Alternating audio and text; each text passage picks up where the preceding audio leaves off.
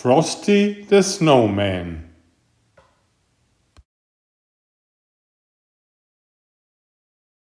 Hi, my name is Werner.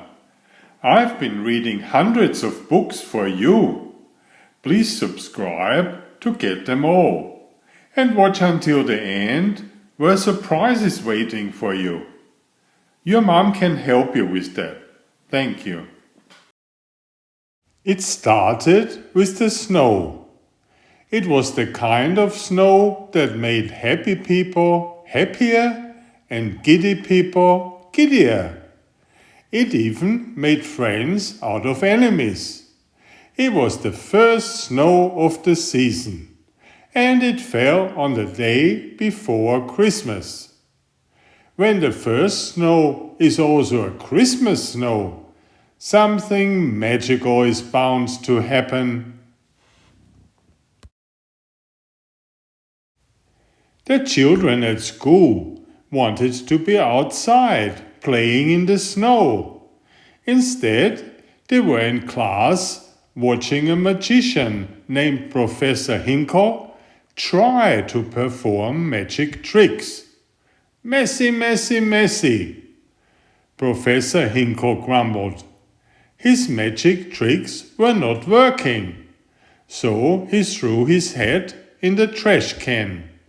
Luckily, his rabbit, Hocus Pocus, rescued it.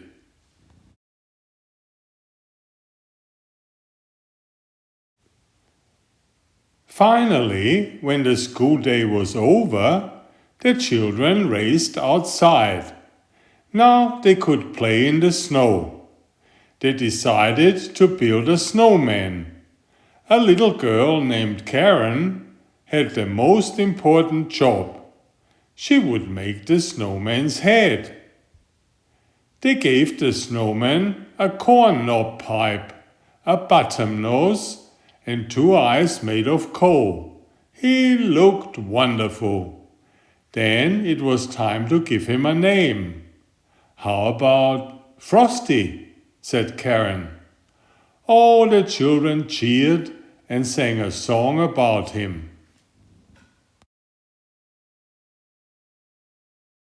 Meanwhile, Professor Hinkle was chasing Hocus Pocus.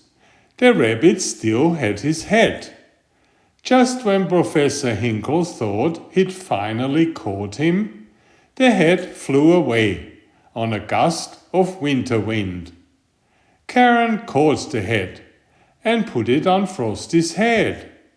Then something truly extraordinary happened. Frosty the Snowman opened his eyes and said, "Happy birthday!"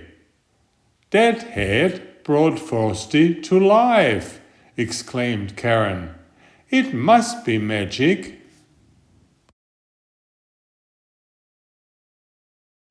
When Professor Hinkle saw how magical his head was, he snatched it back. With a magical head, he could become a millionaire magician. But we saw Frosty come to life, said Karen.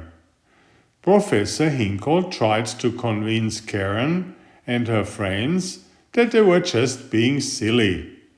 Snowmen can't come to life, he said. But the children knew better.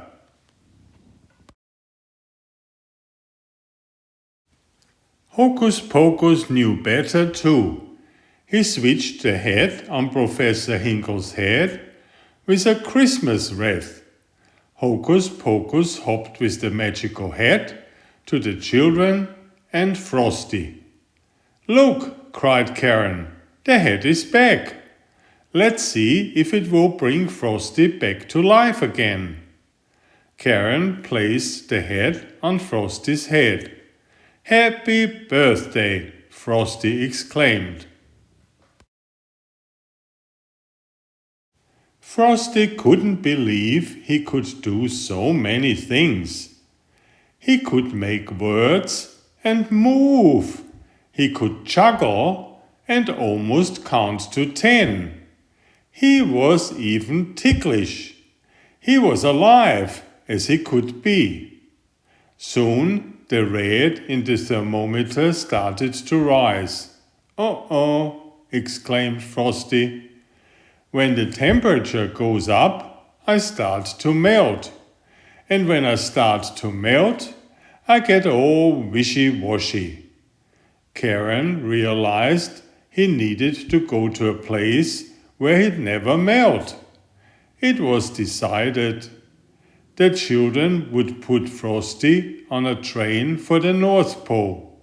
They made a party of it. "Let's have a parade," Frosty exclaimed. When they finally arrived at the train station, they realized they didn't have enough money for their tickets. "No money, no ticket," shouted the ticket master. "Now I'll never get to the North Pole," Frosty said. "Oh, Frosty," cried Karen, "you just can't melt." Hocus Pocus pointed Frosty and Karen toward a little freight train that was just outside the station. It was heading north and had a refrigerated boxcar. "What a neat way to travel," Frosty exclaimed. Karen joined Frosty on the train. Hocus Pocus hopped aboard too. There was also one more last-minute traveler, Professor Hinkle. He hid under the train so no one could see him. A refrigerated boxcar is a splendid way to travel if you are a snowman or a furry-coated rabbit. But Karen shivered and sneezed. When the freight train made a brief stop, Frosty quickly got them all off the train. "Oh, you tricked me," hollered Professor Hinkle, as the train pulled away with him under it. The only thing he could do was jump. Frosty had to get away from Professor Hinkle and get Karen someplace warm as quickly as possible. He carried Karen through the woods. She was still sneezing. It was so bitterly cold that even Hocus Pocus, a fur-coated rabbit, started to shiver. Hocus Pocus got Frosty's attention and pretended to make a fire. "Oh boy, that's one thing I really can't do," said Frosty. "Guess we just better keep moving till we find someone who can." Suddenly, they came upon a tiny glen. The woodland animals were busy decorating for their big Christmas celebration. Hocus Pocus spoke to the animals. He explained that Karen needed to warm up by a fire. The animals were delighted to help. Frosty had to get Karen home, but he also needed to get to the North Pole. Suddenly, Hocus Pocus thought of something. "Santa Claus!" exclaimed Frosty. "That's a great idea." Hocus Pocus stayed with the woodland animals. As soon as Santa arrived, he would bring him to Frosty. Frosty waited patiently. He was close enough to keep an eye on Karen, but far enough away from the heat of the fire to keep from melting. All of a sudden, Professor Hinkle appeared, startling Karen. "Give me that hat," demanded Professor Hinkle. Frosty raced down the hill to save Karen. "Get on my shoulders," said Frosty. Since he was made of snow, Frosty was the fastest belly whopper in the world. He and Karen practically flew down the hillside. The professor could hardly keep up. Luckily for Karen and Frosty, they came upon a greenhouse at the bottom of the hill. Frosty carried Karen inside. He would only stay for a minute before he melted too much. But Professor Hinkle sneaked up and slammed the door. "Now I've got you, and the minute you're all melted, the head will be mine," the magician crowed. At that very moment, Santa arrived at the woodland glen. Hocus Pocus explained what had happened. Santa spoke fluent rabbit. They quickly followed Frosty's path in the snow. When they arrived at the greenhouse, they saw a terrible sight. Karen was crying beside a puddle. Frosty had melted. "Christmas snow can never disappear completely," Santa said to Karen gently.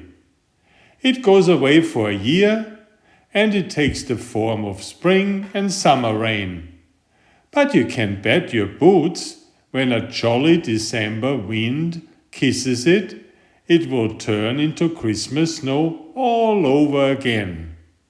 Santa opened the door. Whoosh! A swirl of magical wind turns the water back into Frosty.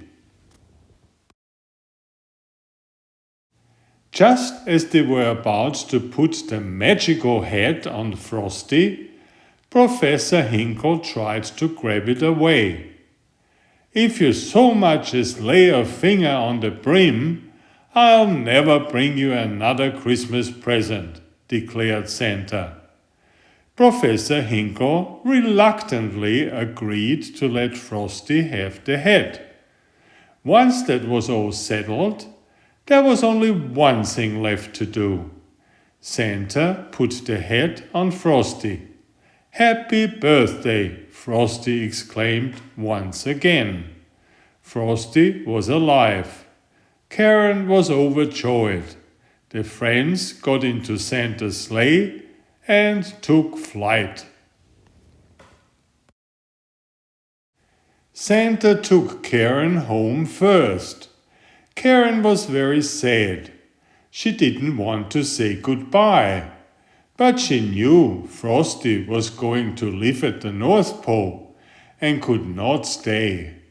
The two friends hugged and promised to see each other next year.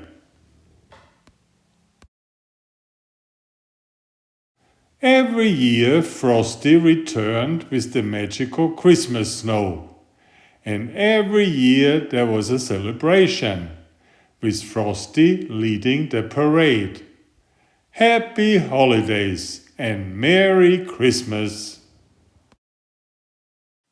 Enjoy my new series Oliver and Jumpy.